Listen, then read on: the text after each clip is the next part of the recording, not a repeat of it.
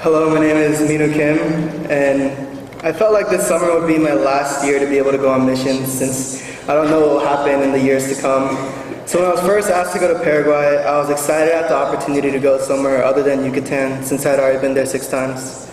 However, when I learned that I'd be the only youth going to Paraguay, my excitement slowly started turning to regret. Including myself, we were a team of 8, the smallest team that I've ever gone on missions with, and the smallest team going on missions this year. I felt that with such a small team, that and me being the youngest one, that I would be burdened with the majority of the workload and I would be worn out. Prior to leaving for Paraguay, these thoughts, along with the thoughts of me having no one to talk to, kept running through my head.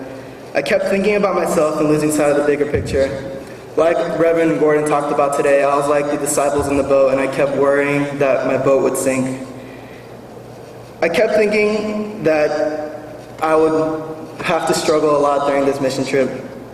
My heart started to change during the Wednesday sending off service for Paraguay when Ina Jipsendim came up to me and told me how she still remembered the Sinner retreat that I'll save that.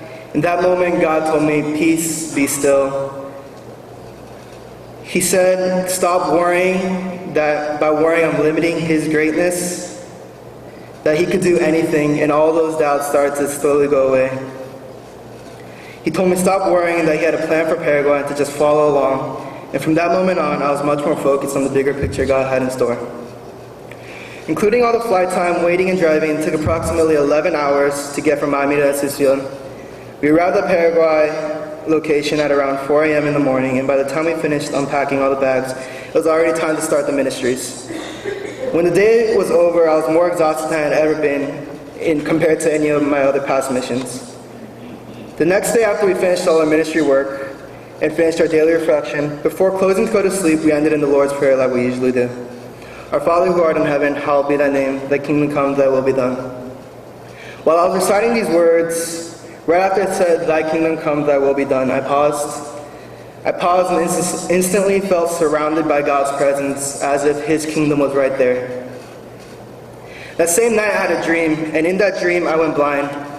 I don't remember the rest of the dream, but when I woke up I remember wondering what God was trying to tell me. I believe that God was trying to tell me to stop looking at the children and the people of Paraguay through my own eyes, but to ask God to see Him through His eyes. Throughout the rest of the day, every time I would see the children, I would see broken families, broken relationships with their parents, and a lack of feeling loved. I felt that God was showing me a glimpse of the pain that these children had to deal with. We did VBS in 3 locations. The first location was in a school where all the children were well-dressed and seemed to be living in decent conditions. But in the other 2 locations, children would live in flooded areas and in houses that they made out of a couple pieces of plywood. I remember seeing a child walk in the water up to his knees without shoes to go home after VBS, and my heart broke for the children in Paraguay. VBS was a lot different from what I was used to from past missions. The children did not seem to be as responsive, they didn't seem to listen, and didn't seem to be as attentive, and I was worried that we weren't getting through to them. But at the end of the day, the missionary pastor's wife kept telling us how responsive the children were and how she felt like we had such an impact on them. She went on to tell us how since the first time that KPCM went to Paraguay, the children grew so much that they used to throw rocks and break the supplies, but now some of those same kids are volunteering to help us at VBS and acting as older role models. I was so blessed to see how the seeds that were planted in Paraguay through past missions were able to grow into beautiful children of God.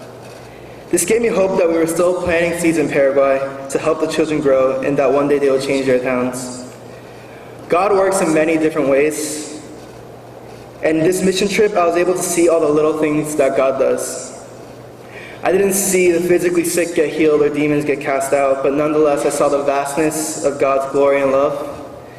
I'm so blessed for the team that I was able to go with. I believe that God specifically chose each and every one of us for a specific purpose.